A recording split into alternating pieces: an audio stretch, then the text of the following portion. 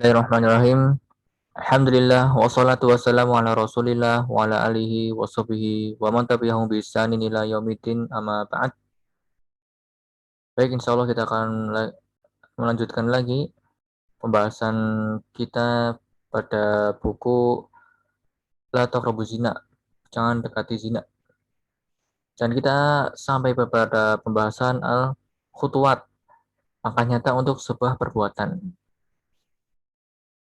Jadi yang pertama adalah pandangan, terus besitan ya, jadi besitan dalam benak. Yang ketiga melafazkannya, lisannya. Keempat langkah nyatanya. Adapun tentang al-khutuwat, langkah nyata untuk sebuah perbuatan, hal ini bisa dicegah dengan komitmen seorang hamba untuk tidak menggerakkan kakinya, kecuali untuk perbuatan yang bisa diharapkan mendatangkan pahalanya. Bila ternyata langkah kakinya itu tidak akan menambah pahala, maka mengurungkan langkah tersebut tentu lebih baik baginya. Dan sebenarnya bisa saja seseorang memperoleh pahala dari setiap perbuatan mubah yang dilakukannya dengan cara meniatkannya untuk Allah Subhanahu wa taala. Dengan demikian, maka seluruh langkah-langkah akan bernilai ibadah. Tergelinciran pada perbuatan salah itu ada dua macam, tergelinciran kaki dan tergelinciran lidah.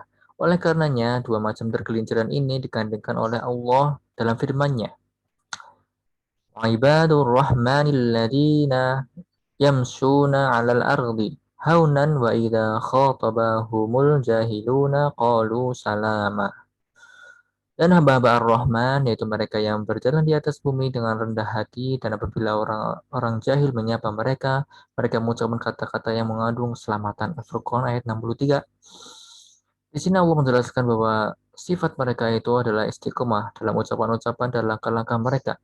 Sebagaimana Allah juga menggandengkan antara al-lahazat, pandangan, dan al-khotorot, lintasan pikiran. Dalam firman-Nya, ya'lamu kha'inatal a'yuni wa ma tukhfi sudur. Allah mengetahui khianat mata dan apa yang disembunyikan oleh hati. Semua hal yang kami sebutkan di atas adalah sebagai pendahuluan bagi penjelasan akan diharamkannya zina dan kewajiban menjaga kemaluan. Rasulullah SAW bersabda, "Asaru ma yudakhilun nasan an-nar, al-famu wal farju." Yang paling banyak memasukkan orang ke dalam neraka ialah lidah dan kemaluan. Dan dalam Sahih Al-Bukhari dan Sahih Muslim dari Nabi Sallallahu Alaihi Wasallam, la yahillu damu mari'in muslimin illa bi ikhda salas, asayyibus zani, nafsu bin nafsi, watariku lidinihil mufariqu li jama'ati mufariqu lil jama'ati. Tidak dihalalkan darah seorang muslim kecuali dengan tiga hal: orang yang sudah kawin lalu berzina, jiwa dengan jiwa, kisos karena membunuh orang, dan orang yang meninggalkan agamanya serta meninggalkan jamaah. Dalam hadis ini ada penggandengan antara zina dengan kufur dan membunuh jiwa. Persis seperti yang terdapat dalam ayat pada surat Al-Furqan, juga seperti yang ada dalam hadis Ibnu Mas'ud. Nah ini, lingkaran setan antara zina, kufur, dan membunuh. Dalam hadis di atas, Nabi SAW menyebutkan hal yang paling banyak terjadi secara berurutan. Perbuatan zina itu lebih sering terjadi dibandingkan dengan pembunuhan, dan pembunuhan lebih sering terjadi dibandingkan dengan ridho, keluar dari Islam. Ridah, keluar dari Islam. Dan kerusakan yang ditimbulkan oleh zina sungguh bertolak belakang dengan kemaslahatan dalam kehidupan. Sebab bila seorang wanita telah melakukan zina, berarti ia telah membuat aib keluarga, suami dan kerabatnya, serta mencoreng wajah mereka di hadapan orang-orang. Bila dia sampai hamil kemudian membunuh anaknya, seperti dia telah menggabungkan perbuatan zina dengan membunuh. Dan jika setelah hamil dia tetap dengan suaminya, berarti dia telah memasukkan pada keluarga si suami dan keluarga si wanita sendiri orang lain yang bukan bagian dari keluarga. Dan masih banyak lagi kerusakan-kerusakan lain yang ditimbulkan oleh zina. Jika yang berzina itu adalah seorang pria, maka hal ini selain hal yang di atas juga akan menyebabkan simpang siurnya hubungan nasab. Kemudian merusak kehormatan wanita yang terjaga dan menjadikannya hancur. Jadi di belakang perbuatan keji ini, zina, terdapat kerusakan dunia dan agama sekaligus. Sungguh betapa banyak pelanggaran terhadap larangan-larangan pelecehan terhadap kehormatan, penyia-nyiaan hak, dan penganiayaan yang ada di balik perbuatan zina. Di antara dampak yang ditimbulkan oleh zina adalah bahwa zina dapat mendatangkan kefakiran, memperpendek umur, dan membuat wajah pelakunya suram, serta mendatangkan kebencian orang.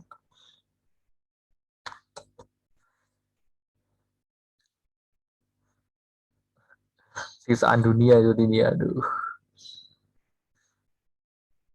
Termasuk di antara dampaknya pula bahwa zina itu dapat menghancurkan hati, membuatnya sakit kalau tidak sampai mematikan.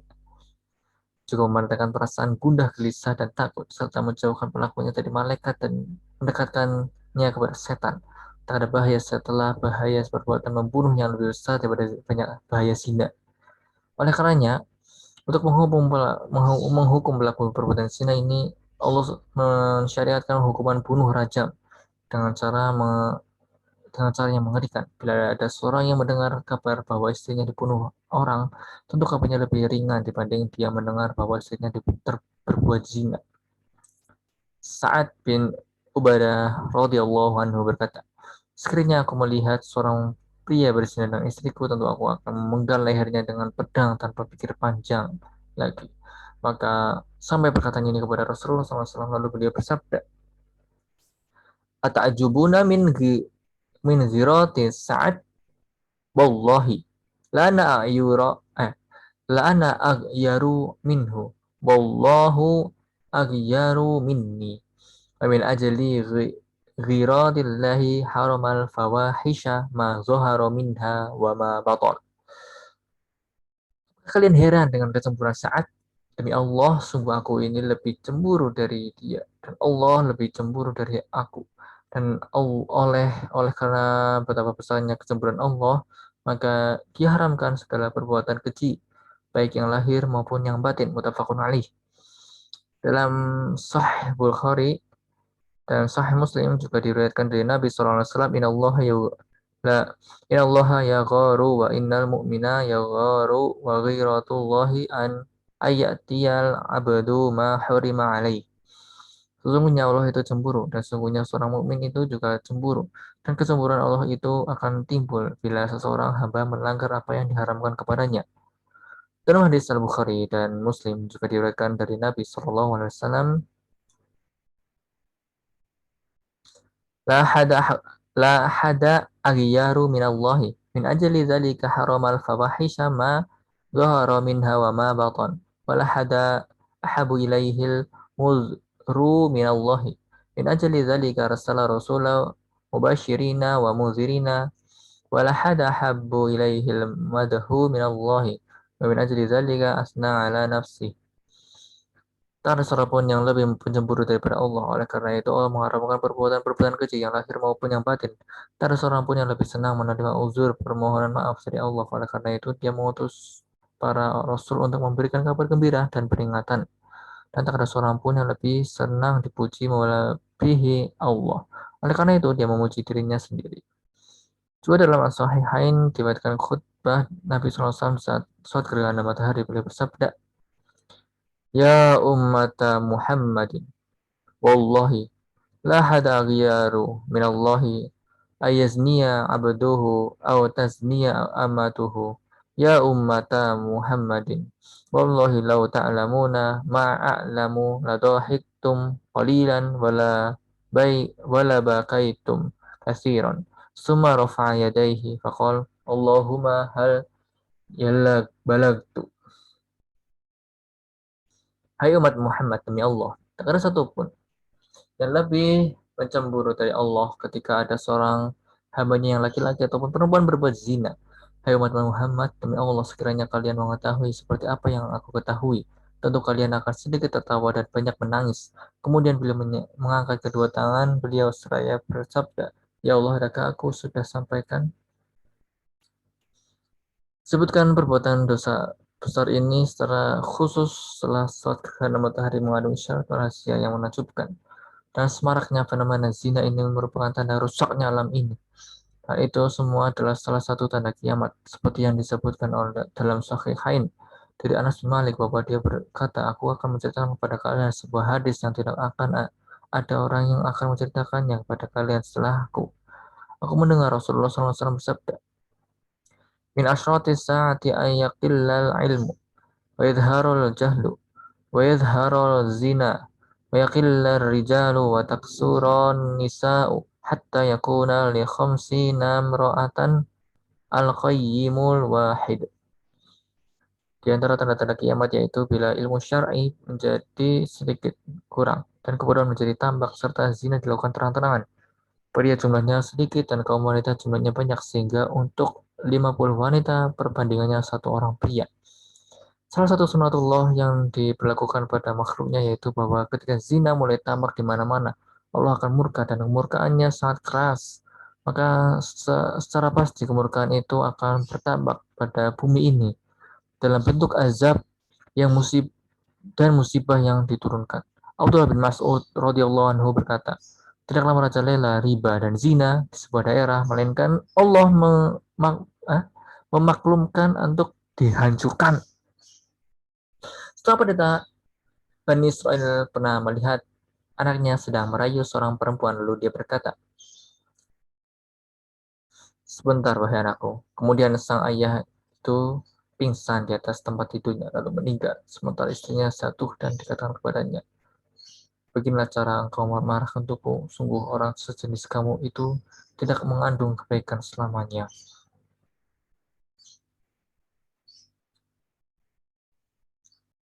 Kekhususan hukuman zina dengan 3 hal. Allah SWT mengkhususkan hukuman bagi perbuatan zina dibandingkan dengan hukuman-hukuman lainnya dengan 3 hal. Pertama, hukuman zina adalah dibunuh, dirajam dengan cara yang mengerikan. Dalam hukuman zina yang ringan saja, Allah menggabungkan antara hukuman terhadap fisik dengan cambuk dan hukuman terhadap hati atau mentalnya dengan cara diasingkan dari negerinya selama 1 tahun. Kedua, Allah melarang hamba-hambanya untuk merasa kasihan kepada para pelaku zina, sehingga mencegah mereka untuk memperlakukan hukuman kepada para pezina itu. Sebab Allah mensyariatkan hukuman tersebut didasarkan pada kasih sayang terrahmatnya pada mereka.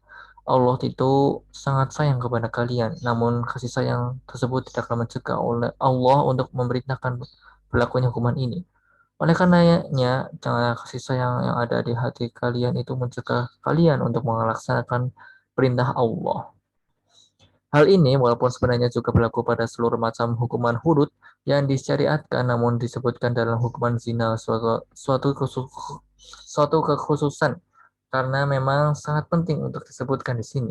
Sebab kebanyakan orang tidak mempunyai perasaan marah dan sikap kasar terhadap zina seperti sikap mereka pada pencuri atau orang yang menuduh perbuatan zina atau pemabuk. Hati mereka cenderung lebih kasihan pada pezina ketimbang kepada para pelaku dosa lainnya. Dan realita membuktikan hal itu. Oleh karenanya itu, Allah melarang mereka, jangan sampai mereka kasihan. Mereka itu membuat tidak diberlakukannya hukuman Allah SWT. Mengapa rasa kasihan pada mereka itu timbul? Penyebabnya yaitu karena perbuatan zina ini bisa terjadi pada orang golongan atas, menengah, dan bawah. Kemudian dalam jiwa manusia itu terdapat dorongan yang kuat untuk melakukannya, melampiaskan libido. Dan orang yang melakukannya juga berjumlah banyak, dan yang paling banyak menjadi penyebabnya ialah cinta.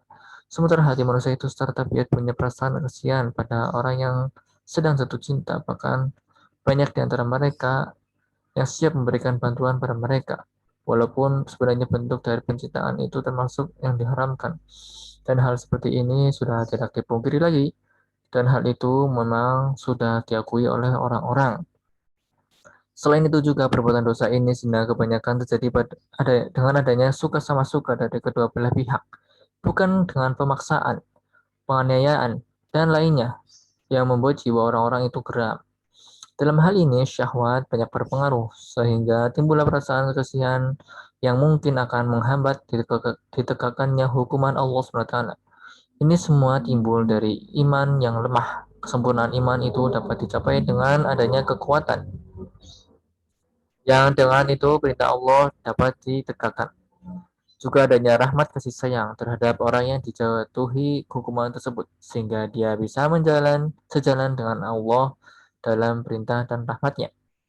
Ketiga, Allah Subhanahu wa taala memerintahkan agar hukuman terhadap pelaku zina baik itu cambuk ataupun rajam hendaknya dilakukan di hadapan khalayak orang-orang mukmin, bukan di tempat yang sepi sehingga tidak ada orang yang dapat menyaksikannya. Hal ini dilakukan agar hukuman tersebut lebih efektif untuk tujuan zajr, membuat jerah pelaku yang membuat jerah pelaku dan membuat takut orang lain melakukannya. Hukuman bagi pezina yang muhson, sudah berkeluarga, diambil dari hukuman Allah terhadap kaum Nabi Lut alaihissalam yang dilempar dengan batu.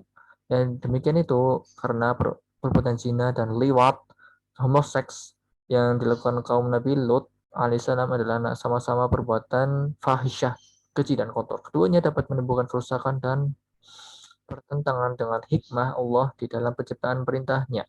Kerusakan dan bahaya yang ditimbulkan oleh praktik liwat homoseks itu sungguh sulit untuk dihitung. Orang yang menjadi korban perbuatan tersebut lebih pantas dan lebih baik untuk dibunuh saja, sebab dia itu mengalami kerusakan dan tidak bisa diharapkan untuk baik kembali selamanya. Semua kebaikan sudah hilang, bumi sudah menyerap habis rasa malu dari mukanya, sehingga dia tidak akan malu lagi kepada Allah. Juga pada makhluknya, hati dan jiwa orang tersebut sudah dipengaruhi oleh sperma pelaku liwat, seperti berpengaruhnya racun dalam tubuh seseorang. Ada perbedaan pendapat di antara sebagian orang, apakah orang yang menjadi pelaku liwat itu bisa masuk surga atau tidak. Dalam hal ini ada dua pendapat. Aku pendengar Syekhul Islam Ibnu Taimiyah pernah mengucapkan dua pendapat ini.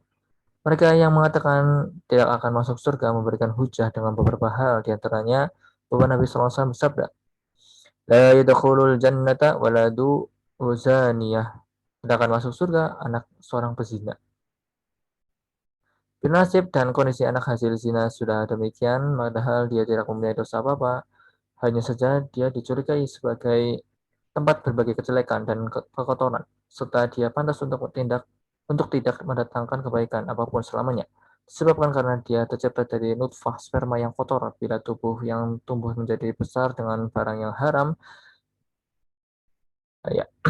Bila tubuh yang tumbuh menjadi besar dengan barang yang haram saja sangat pantas untuk masuk api neraka, maka bagaimana lagi dengan tubuh yang memang tercipta dari sperma yang haram? Mereka mengatakan orang yang menjadi pelaku liwat itu lebih jelek dan anak hasil zina lebih hina dan lebih kotor pula. Dia itu memang pantas untuk tidak mendapatkan taufik kebaikan. Dia juga pantas dihalangi untuk mendapatkan taufik tersebut. Dan setiap kali dia melakukan amal yang baik, maka Allah akan menggandengkannya dengan amalan lain yang dapat merusaknya sebagai hukuman baginya. Dan memang jarang kita dapati bahwa orang yang sudah seperti itu di masa kecilnya, kecuali dia akan lebih parah di masa tuanya. Dia tidak berhasil mendapatkan ilmu yang bermanfaat, amal yang soleh, dan taubat yang nasuha. Namun, setelah diteliti yang lebih pas untuk dikatakan dalam masalah ini, yaitu bahwa bila orang tersebut bertobat dan kembali kepada Allah, kemudian mendapatkan karunia taubat yang nasuha serta amal yang soleh, lalu kondisinya di masa tua lebih baik dari kondisi di masa kecilnya, lalu merubah perbuatan-perbuatan jeleknya dengan berbagai lalu merubah perbuatan-perbuatan jeleknya dengan berbagai macam kebaikan serta mencuci aibnya dengan beragam ketaatan dan pendekatan diri kepada Allah, juga menjaga pandangan matanya, menjaga kemaluannya dari yang haram, dan benar jujur kepada Allah dalam muamalahnya, maka orang-orang yang semacam ini akan mendapat ampunan dan dia akan termasuk ahli surga. Sebab Allah Maha mengampuni seluruh dosa. Bila tobat itu kita ketahui dapat menghapus segala macam dosa, sampai dosa syirik kepada Allah, membantai para nabi dan para walinya, atau sihir, kufur, dan lain semacamnya, maka kita tidak boleh membatasi penghapusan terhadap yang satu ini. Padahal dengan keadilan dan karunia yang maha kuasa, hikmah Allah menetapkan bahwa ibu minadzanbi kaman la dzanba lahu. Orang yang bertobat dari dosanya sama seperti orang yang tidak berdosa. Dan Allah sendiri telah memberikan jaminan bahwa barang siapa yang bertobat dari perbuatan syirik, pembunuhan jiwa, dan zina, Allah akan mengganti perbuatan-perbuatan jeleknya dengan kebaikan-kebaikan. Dan ini adalah ketentuan hukuman yang umum mencakup setiap orang yang bertobat dari berbagai macam dosa. Allah SWT berfirman, "Qul ya ibadiyalladzina asrafu ala anfusihim naqana la taqnatu min rahmatillah. Innallaha yaghfiru dzunuba jami'a innahu huwal ghafurur rahim." Katakanlah wahai orang hambaku yang aniaya terhadap diri mereka sendiri. Jangan nama kalian putus asa akan rahmat Allah. Sesungguhnya Allah akan mengampuni seluruh dosa. Sesungguhnya Dia Maha Pengampun lagi Maha Pengasih. Dia tidak akan keluar dari keumuman ayat ini satu macam dosa pun. Namun hal ini hanya khusus bagi mereka yang bertobat. Bila ternyata orang yang menjadi pelaku perbuatan liwat itu di masa tuanya lebih jelek dari masa kecilnya, tidak mendapatkan karunia taubat nasuha dan amal soleh, tidak tidak segera mengganti ketaatan yang dia tinggalkan dan tidak pula mau menghidupkan apa yang sudah ia matikan, juga tidak mengubah perbuatan-perbuatan jeleknya dengan kebaikan, maka orang semacam ini sulit untuk mendapatkan husnul khotimah yang dapat memasukkannya ke dalam surga di saat akan meninggal kelak. Hal itu sebagai hukuman baginya. Sungguh, Allah memberi hukuman atas perbuatan yang jelek dengan kejelekan lainnya, sehingga bertumbuklah hukuman perbuatan jelek yang akan diterimanya. Sebagaimana Allah juga memberikan ganjaran bagi sebuah perbuatan baik dengan perbuatan baik lainnya. Demikian pembacaan buku ya, La Taqrabuz Zina karya Imam Ibnu Qayyim Al-Jauziyah. Semoga yang sedikit ini bisa bermanfaat dan bisa kita amalkan di keseharian kita. Semoga juga apa yang kita baca dan apa yang kita dengar ini menjadi pemberat timbangan amal soleh kita di yaumil akhir kelak. Saya akhiri, wassalamualaikum ala Nabi Muhammadin wa ala alihi wa sahbihi wa baraka wasallam, wa akhiru da'wah alhamdulillahi rabbil alamin. Subhanakallahumma bihamdika asyhadu an la ilaha illa anta astaghfiruka wa atubu ilaik. Assalamualaikum warahmatullahi wabarakatuh.